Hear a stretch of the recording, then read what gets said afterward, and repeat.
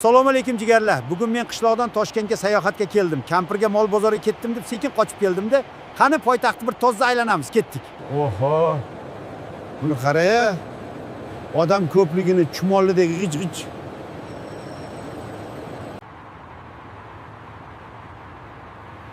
Bularni bo'yi bulutga yetadi-ku.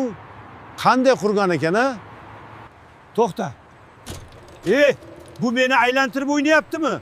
Kirgizasanmi yo yo'qmi? Bismillah.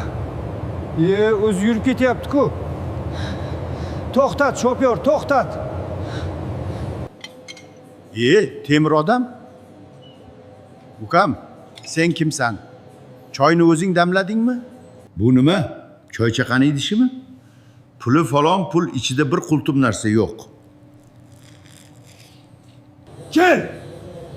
Kel deyapman, qochma! Qochma! Ha shunday. Bechora. Shuncha yugurpan 1 metr siljimadi-ya. Bizni qishloqda yugursang manzilga yetardik. Tavba.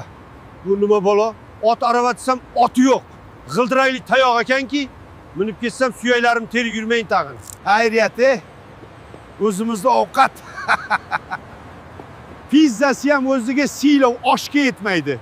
Mana bu boshqa gap.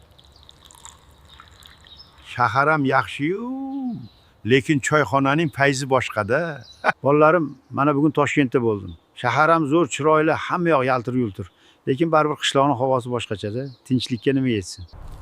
Ko'rishguncha bolalarim. Videoga like bosmasangiz, tushimga kirasizlar-a? Xayr.